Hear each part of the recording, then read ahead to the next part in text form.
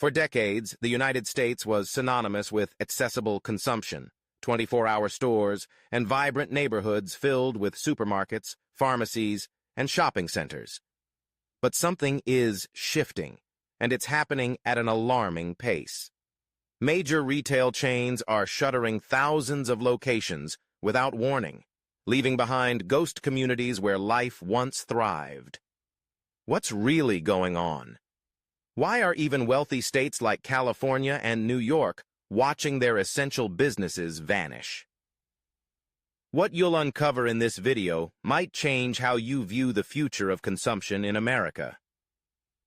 State 10, Louisiana.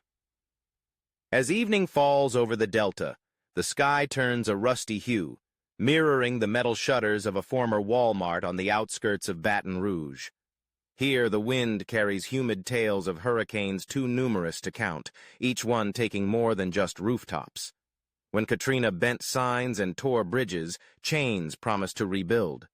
But insurers jacked up premiums, margins shrank, and restocking trucks stopped coming.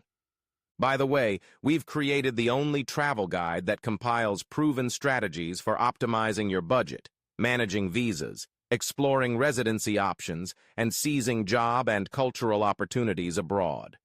With 7 volumes packed with practical tips across nearly 400 pages, it costs less than a Starbucks coffee. Hurry, because in a few days the price will more than double. Check the community post for details, and I've linked it below. The aisles that once smelled of detergent and fresh-baked bread now hold dust and echoes. With them went the cashier's wages, the night guard's routine, and the certainty of crossing the street for insulin. In Lafourche, old riggers who once came off offshore shifts with pockets full of overtime now drive 2 hours to the bayou's floating market, where shrimp and vegetables are bartered without card readers because the signal drops among the cypresses. In New Orleans, the historic Chartres Street block survives with luxury storefronts for tourists, while minutes away in Bywater, seniors check an app to find where LSU's mobile pharmacy will park today. The algorithm dictates destinations, but it can't predict how many patients will be left without pills when supplies run dry. In Lake Charles, the windows of an empty mall reflect thunderstorms like trailers for an apocalyptic movie that never ends. Billboards advertise casinos and delivery gigs that pay little, require your own car, and offer no guaranteed tips. The Delta has always lived by water. Now, the current sweeps away supermarkets, jobs, and savings, leaving torn nets that communities mend with threads of solidarity. Every Saturday, a boat loaded with ice chugs along the intracoastal with fresh fish and acetaminophen bottles. On deck, a Cajun accordion strikes up a nostalgic waltz. For a moment, people dance, believing everything will hold until dawn. But when the engine stops and the accordion falls silent, the question lingers. Who will provide next week when the tide shifts and another hurricane writes a new chapter of resignation? Louisiana has learned to rebuild on stilts, but it still searches for a foundation to uphold its right to buy bread without river odysseys. State 9. Nevada.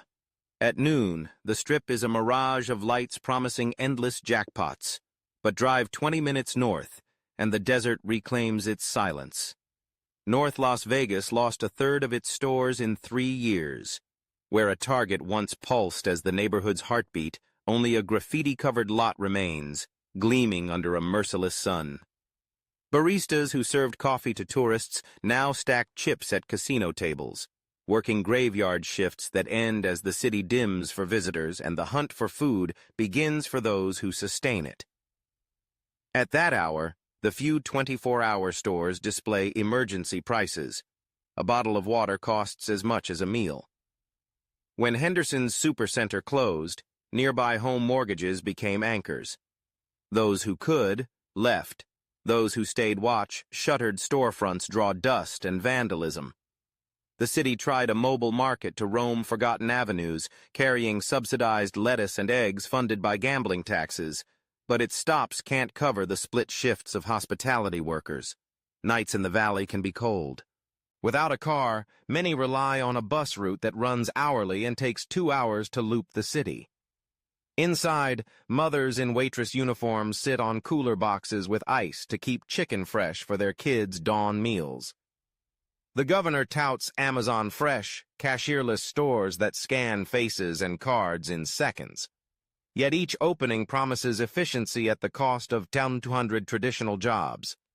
Amid slot machines, LED lights, and robotic stockers, Nevada races toward a future rich in screens but scarce in bread affordable on minimum wage.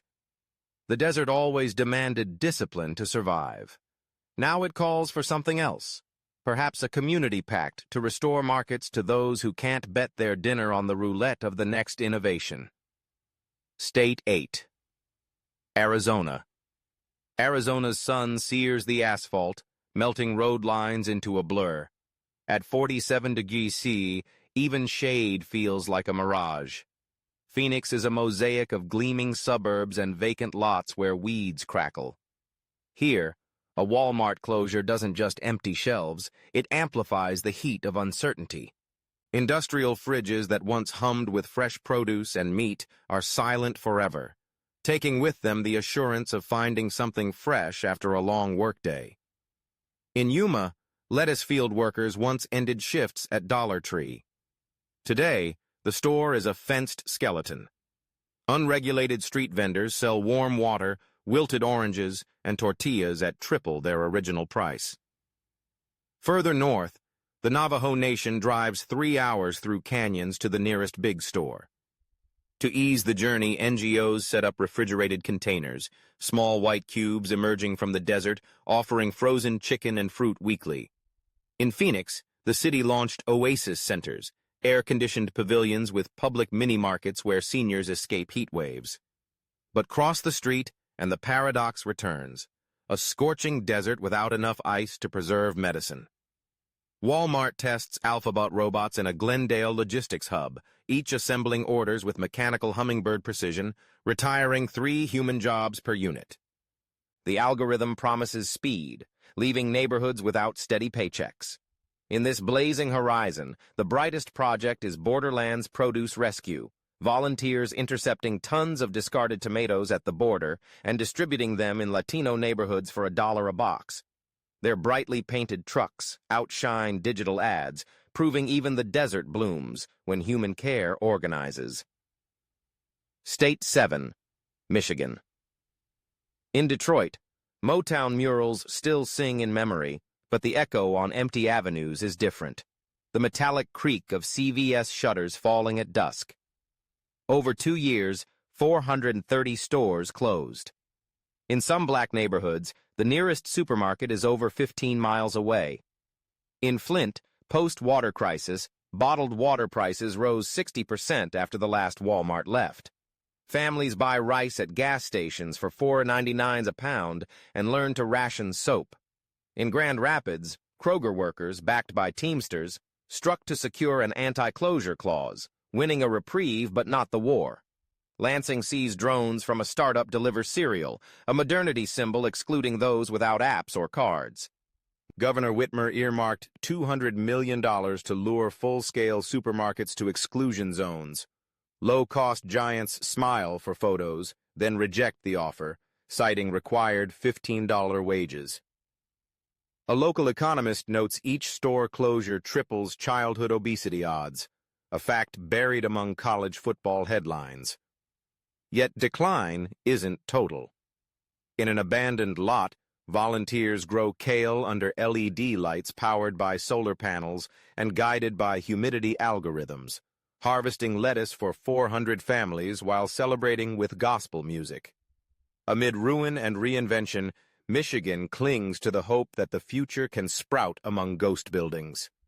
State 6. Pennsylvania. When Pittsburgh's blast furnaces went cold, malls became the city's new pulse. That beat now fades. Since 2022, 700 stores have closed. Sears left the steel belt, Kmart sold its last cart, and Lancaster outlets face soaring rents. In Altoona, one supermarket sets prices, with chicken $1 pricier per pound than across state lines. Carless families ride a 45-minute bus winding through hills for fresh produce. Keystone Opportunity Zones lost their sheen. Chains cite inventory taxes and scarce logistics labor, shifting to Ohio. Walmart moved its logistics hub to Youngstown for cheap energy, leaving empty warehouses and unpaid wages. In Scranton, schools report 30% more children facing food insecurity.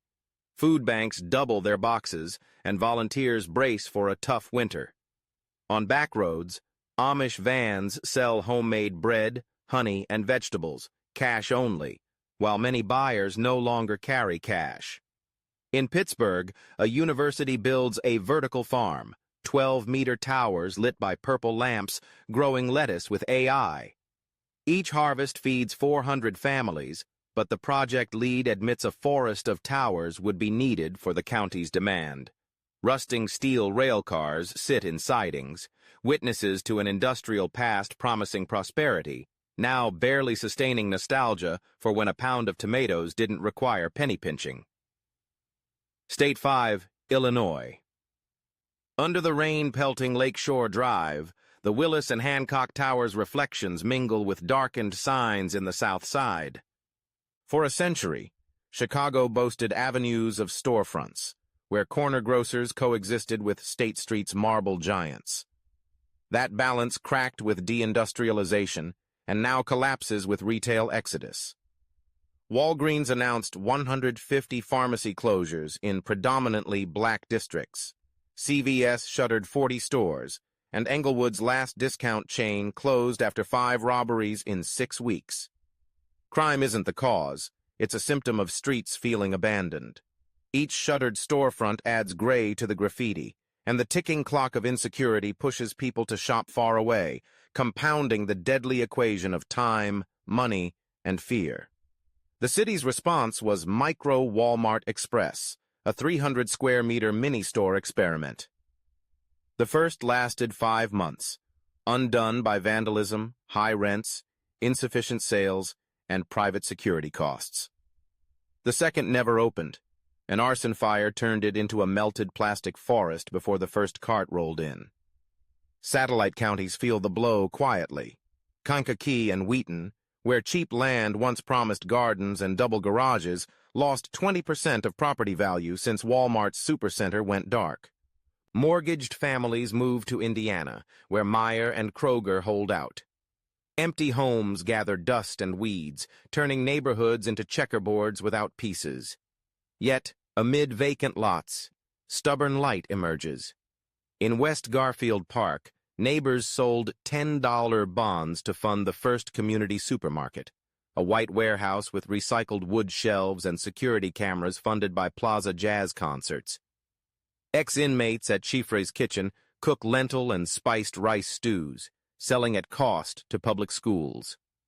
School rooftops host beehives and solar panels, teaching kids a city can feed itself when giants leave. It's not romanticism. Margins are tight, inspections rigorous, and big real estate funds loom. Still, the pulse persists. Between a distant freight train's wail and a trap studio's bass, Chicago finds hope doesn't arrive in trailers, but in neighbors' hands, passing seeds and ledgers door to door. State 4, Mississippi. In the Yazoo Delta, water moves like brown mercury among cypresses and cotton fields, reflecting a past of plantations and blues. Today, the lament isn't from harmonicas, but from tires screeching 40 kilometers on cracked asphalt for a loaf of bread. Nearly half the counties lack a supermarket. Sharkey, with 17,000 residents, has had no chain pharmacy since 2023. Dollar General signs hang crooked over empty buildings, smelling of damp and rusting shelves. The Jones family, reliant on a '96 Chevy, spends 15% of their income on gas to reach the next town. SNAP benefits don't bridge the gap, and community banks distribute rice, canned beans, and chewable vitamins for kids. Health stats are chilling. Rural hospitals report an 11% rise in childhood diabetes, with doctors citing diets of soda and cheap noodles. In 2022, Jackson's legislature passed a tax credit to lure retailers, but funds vanished in red tape, and no truck delivered a single pallet of yogurt. Crumbling roads double logistics costs. A distributor estimates a refrigerated trailer to rolling fork costs twice what it did 5 years ago, erasing margins before the clutch is pressed. Still, the Delta doesn't surrender. Baptist pastors, Bible in one hand and hydroponics app in the other, turned vacant lots into PVC pipe greenhouses growing kale under donated LED lights, feeding seniors too frail to drive. The Delta Fresh app coordinates volunteer trucks, collecting surplus from Jackson and distributing to 26 towns with GPS precision. As the sun paints the Mississippi old gold, seniors in folding chairs hand out freshly washed tomatoes. In this humble scene, without investors or slogans, a radical answer blooms, returning food to the community, even if the government lags or chains never return. The river, smooth and silent, seems to nod. State 3. Texas. Texas markets itself as a land of promise, with no state income tax and endless skies. But open a door in Hudspeth, and the view shifts. 60 kilometers of desert to the nearest pharmacy. In 1 year, 300 stores closed. Walmart left Marfa, CVS abandoned Laredo, Dollar General dimmed its neons in Brooks. The map shows gaps where daily routines become epics. Big Bend goat herders send cheese to Houston because local markets vanished, and the round trip adds $2 per pound before it's repackaged in Dallas. Carless families spend $200 monthly on Uber for groceries. Those who can't afford it improvise. A neighbor buys bulk and redistributes to 3 others via WhatsApp, with a 10% markup barely covering gas. In Austin, tech megadevelopments pushed rents up 35%. Historic corner stores yield to trendy cafes. Mrs. Garcia, who once sold fresh tortillas, now lives in a van, peddling dough in parking lots at dawn. HEB expands like a benevolent colossus, but its virtual dominance raises fears. If prices rise, millions have no alternative. San Antonio's city council trials market minibuses, refitted bookmobiles carrying fruit and novels. Each stop is a rolling miracle, but demand outstrips capacity. In East Austin, the Blackland Grocery Co-op funded its store with community bonds. Neighbors are shareholders and customers, with unvarnished wood shelves displaying squash and homemade sauces. Here, Amazon Fresh sounds like a parallel universe. The bigger threat may come from the sky. Delivery drones promise groceries in your yard, if you have a yard, a credit card, and no power lines overhead. For those in cramped trailers, it's science fiction. In El Paso's dusty outskirts, a grandmother stashes tuna cans under her bed, trusting her pantry more than state plans. The low-tax paradise reveals itself at night as a land where the poorest pay the true cost of distance and neglect. State 2. California Golden Coast, turquoise skies, hilltop mansions. California's postcard dazzles the world. Turn the camera to the Central Valley, and another image emerges. Fertile lands dotted with towns without fresh milk. Since 2023, 1,500 stores closed. Nordstrom left San Francisco Center, leaving naked mannequins behind dusty windows. Walmart abandoned Ukiah and Bakersfield. Dollar Tree shuttered 100 locations in farming counties. In Fresno, seniors without licenses rely on community vans traveling 40 kilometers to the nearest supermarket. The basic basket rose 9%, but for those on fixed pensions, it feels like an abyss. By the way, we've created the only travel guide compiling proven strategies for optimizing your budget, managing visas, exploring residency, and seizing job and cultural opportunities abroad. With 7 volumes of practical tips across nearly 400 pages, it costs less than a Starbucks coffee. Hurry, as the price will more than double soon. Check the community post for details, with the link below. Clogged Long Beach ports inflate container costs. A tomato grown 20 miles away costs more than a specialty coffee. Chronic drought forces mini-marts to discard wilted greens during planned power cuts. In Bakersfield, a family bakery tosses entire batches of bread when emergency outages ruin fermentation. Nearly 5 million adults lack digital skills for online shopping. Apple Store Union Square cut staff. Amazon's Kiva robots replace human arms in fulfillment centers, shrinking payrolls and deepening algorithm reliance. Yet, California's resilience shines in Chicano and campesino spirit. In Boyle Heights, Latino co-ops build solidarity tienditas, selling beans, rice, and nopales at fair prices, with profits funding citizenship classes and English scholarships. In San Jose, NGO Spur turns empty parking lots into weekly farmers markets, with white tents offering kale, raw honey, and live guitar. In Paso Robles' dry hills, vintners organize harvest trucks, paying volunteers with grape crates later turned into community jam. The contrast is stark. Blocks from luxury boutiques, mothers hunt coupons to stretch dinner. Under California's sun, not all fruit ripens equally. Some rot before reaching the plate because the path from farm to table grew too costly for the pockets sustaining the postcard. State 1. New York. The city that never sleeps has grown used to jolts, but the retail apocalypse writes its own script. Since 2023, 1,000 stores have shuttered.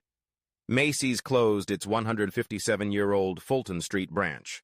CVS abandoned 60 key locations. Target scaled back mini stores in Queens. Skyscrapers still gleam, but subway corridors smell of damp cardboard and unease. Some 32,000 retail workers drift between delivery apps and insufficient state aid. In Harlem, they talk of a food mirage. Shelves look full, but prices render freshness illegible. Neighborhood libraries double as community pantries. Baptist churches display generic pills beside votive candles.